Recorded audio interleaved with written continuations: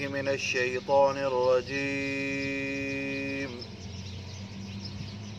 بسم الله الرحمن الرحيم.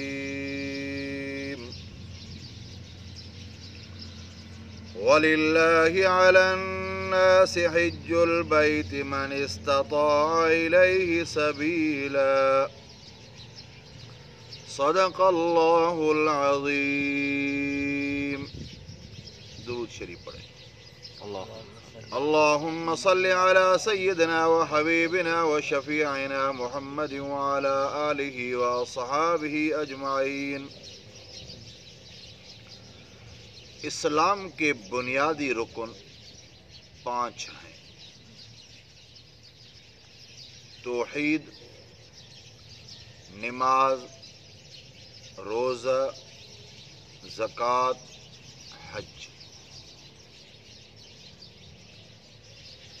ان میں نماز بدنی عبادت ہے،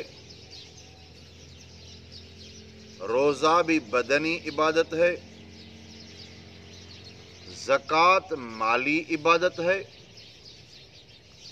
لیکن حج بدنی اور مالی عبادت کا مجموع ہے. یہ اسلام کے بنیادی ارکان ہیں 5. اور امام الانبیاء حضرت محمد مصطفیٰ صلی اللہ علیہ وسلم اپنے زندگی میں ایک حج فرمایا ہے جس کو حجۃ الوداع کہا جاتا ہے، اور 4 عمرے کیے ہیں. 3 عمرے عملی طور پہ، 1 عمرے کا ثواب.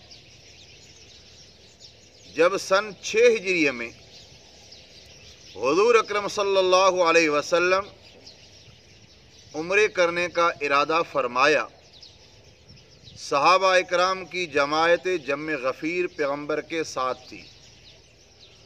حضور مدینے سے تشریف لے جا رہے ہیں. مقام ذوالحلیفہ میں حضور نے احرام باندھا. جب حدیبیہ کے مقام پر پہنچے، کفار نے کہا ہم آپ کو عمرہ کرنے نہیں دیں گے. صلح ہوا جس کو صلح حدیبیہ کہا جاتا ہے. شرائط تھے جو شرائط ظاہر میں بہت سخت تھے. آپ اس سال عمرہ نہیں کریں گے، واپس چلے جائیں گے.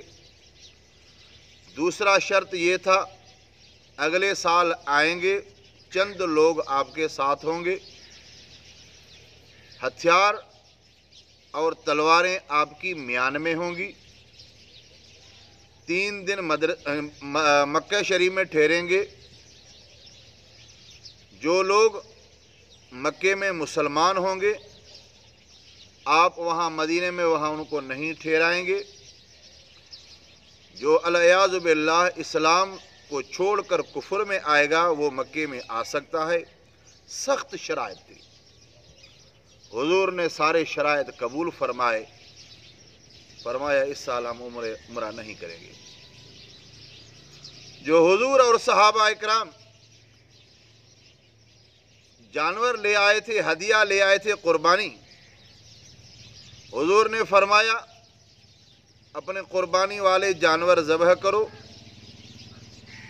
سر منڈوا لو، احرام ختم کرو. صحابہ اکرام میں انتشار تھا. حضور نے خود سب سے پہلے اپنا سر منڈوایا. فرمایا حلقوا رؤوسکم ومقصرین. قربانی والا جانور جو ہدیہ لے جا رہے تھے وہ بھی ذبح فرمایا. جب صحابہ اکرام نے حضور کو دیکھا، سارے صحابہ اکرام نے اپنے قربانی والے جانور ذبح کیے. اللہ تعالیٰ نے جبرائیل علیہ السلام کو بھیجا پیغمبر صلی اللہ علیہ وسلم کے پاس، اور صحابہ اکرام کو فرمایا آپ غمگین نہ ہوں، اللہ نے آپ کو عمرے کا اجر اور ثواب دے دیا. حدیبیہ کی مقام پر آپ نے، حضور نے عمرہ کیا نہیں، لیکن اللہ تعالیٰ نے عمرے کا ثواب دے دیا. یہ سن 6 ہجری میں. دوسرا عمرہ حضور اکرم صلی اللہ علیہ وسلم نے سن 7 ہجریہ میں عمرۃ القضاء جس کو کہا جاتا ہے، سن 7 ہجریہ میں آئے، حضور نے عمرہ کیا صحابہ کرام کے ساتھ۔ اور تیسرا عمرہ حضور نے کیا جب جنگ حنین ہوئی، بنو ثقیف قبیلے کے ساتھ بنو حوازن قبیلے والے بڑے تیر انداز سے اللہ تعالیٰ کی نصرت سے ان کو شکست ہوئی۔ حضور جب واپس آ رہے تھے جعرانہ، اس کو کہا جاتا ہے عمرہ جعرانہ، وہاں سے حضور نے احرام باندھا اور حضور نے جو ہے عمرہ کیا۔ یہ تیسرا عمرہ تھا، عمرہ جعرانہ۔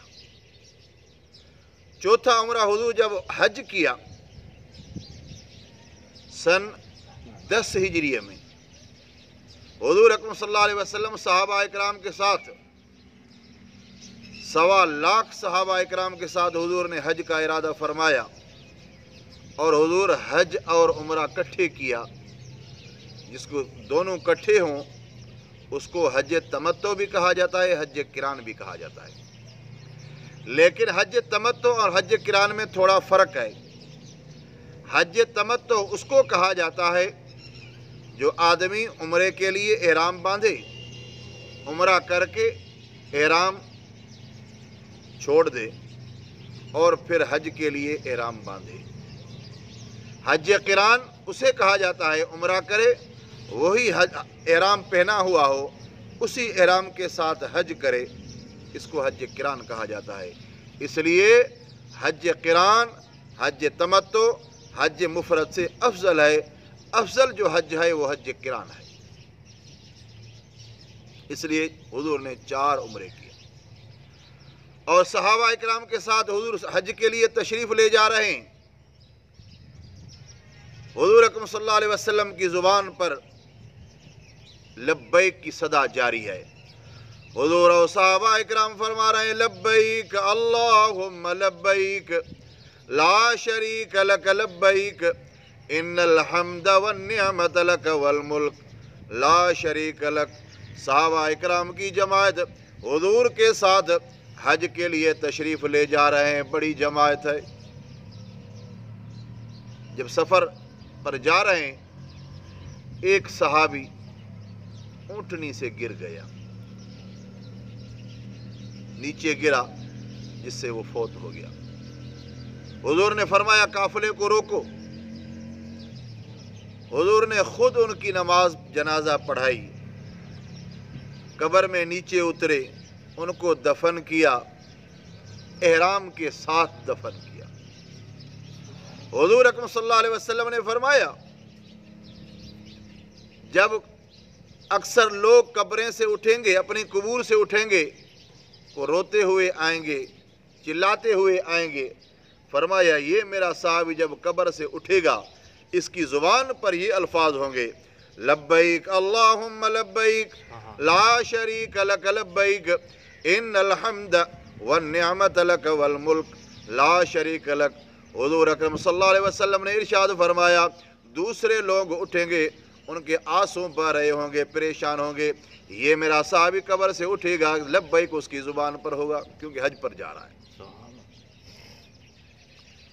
اور حضور آئے، مکہ شریف میں عمرہ کیا، طواف کیا، اور مقام ابراہیم پر 2 رکعت نفل پڑھے۔ اللہ نے فرمایا وَاتَّخِذُوا مِن مَّقَامِ إِبْرَاهِيمَ مُصَلًّى، اور صفا مروہ پر 7 چکر لگائے۔ اللہ رب ذوالجلال نے فرمایا ان الصفا والمروة من شعائر اللہ فمن حج البیت او اعتمر فلا جناح علیہ ان یطوف بہما۔ اور حضور حج کے لیے تشریف لے گئے، 8 ذوالحج منی میں، 9 ذوالحج عرفات میں، ظہر اور عصر دونوں کٹھے نماز پڑھی، مغرب اور عشاء مزدلفے میں۔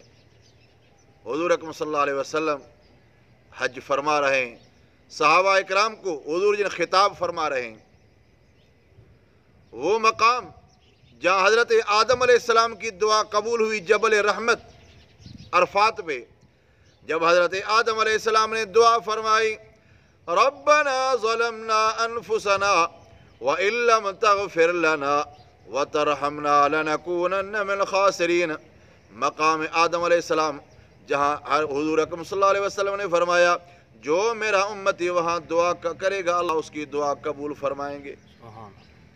حضور نے حج کیا، پھر حضور نے صحابہ اکرام سے فرمایا خطبہ دیتے ہوئے، کیا میں نے آپ کو دین اسلام کا پیغام پہنچایا؟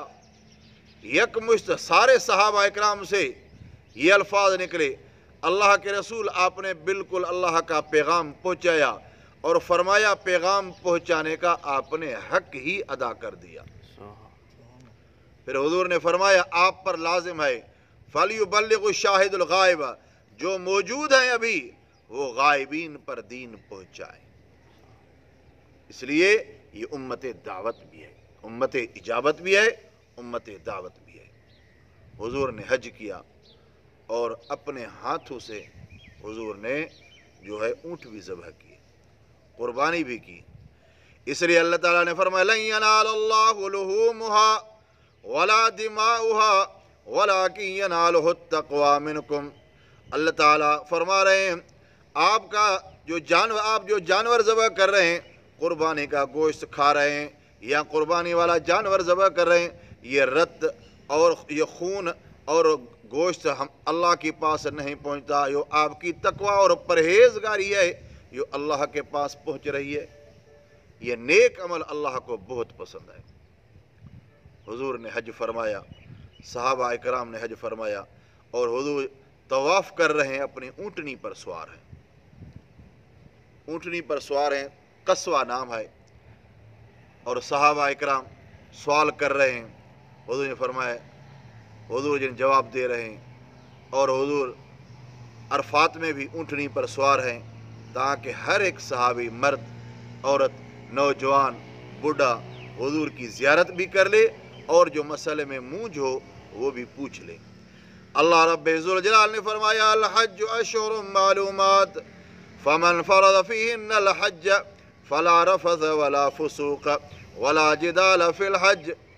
اللہ رب ذوالجلال نے فرمایا حج کا مہینہ وہ مشہور دن ہیں، معلومات والے مہینے ہیں، اس لیے شوال، ذوالقعدہ، ذوالحج، اس کو حج کا مہینہ کہا جاتا ہے۔ مسلمان حج کے لیے تیاری کرتے ہیں۔ اللہ تعالیٰ سے دعا ہے اللہ تعالیٰ آپ اور ہمیں بھی حج کرنے کی توفیق عطا فرمائے، اور زندگی میں ایک مرتبہ حج فرض ہے۔ اللہ نے فرمایا وَلِلَّهِ عَلَى النَّاسِ حِجُّ الْبَيْتِ مَنِ اسْتَطَاعَ إِلَيْهِ سَبِيلًا۔ حج اس پر فرض ہے جس کو رستے کی طاقت ہو، آنے جانے کا خرچہ ہو، سفری خرچہ ہو، اپنے بال بچوں کو بھی خرچہ دے کر وہاں پہنچے۔ ایسے نہ ہو قرضہ اٹھا کر حج کرے، نہیں، مالدار پر حج فرض ہے، اور حج بہترین عمل ہے۔ حضور نے خود حج کیا جس کو حجۃ الوداع کہا جاتا ہے۔ اس حج والے دن اللہ تعالیٰ کی آیت نازل ہوئی اليوم اکملت لکم دینکم واتممت علیکم نعمتی ورضیت لکم الاسلام دینا۔ 9 ذوالحج میں یہ آیت نازل ہوئی۔ صحابہ اکرام بہت خوش ہوئے۔ اللہ تعالیٰ نے فرمایا آج میں نے تم پر دین کو مکمل کیا، اور دین اسلام میں اللہ نے آپ کے لیے پسند کیا۔ جب ایک یہودی پر یہ بات پہنچی تو حضرت عمر فاروق کو کہنے لگے اے عمر آپ کے لیے تو خوشی کا دن تھا۔ حضرت عمر فاروق نے فرمایا ہمارے لیے ایک خوشی نہیں، اس دن 2 خوشیاں تھیں۔ ایک تو 9 ذوالحج یوم عرفہ، یوم عرفہ جمعے کا دن، اور دوسری یہ آیت نازل ہوئی دین مکمل ہوا، ہم بہت خوش ہوئے۔ 2 خوشیاں تھیں۔ ہمارے عام طور پر کہا جاتا ہے جمعے والے دن اس کو حج اکبری کہا جاتا ہے، حالانکہ حج جو ہے اس حج کو حج اکبر کہا جاتا ہے، عمرے کو حج اصغر کہا جاتا ہے۔ عمرہ حج اصغر ہے اور حج جو ہے اس کو حج اکبر کہا جاتا ہے، لیکن اس کو فضیلت ہے جمعے کے دن کی وجہ سے، اس لیے اس کو حج اکبری کہا جاتا ہے، حالانکہ ہر حج جو ہے وہ حج اکبر ہے۔ اللہ تعالیٰ سے دعا ہے اللہ تعالیٰ آپ اور ہمیں حج کرنے کی توفیق عطا فرمائے۔ وآخر دعوانا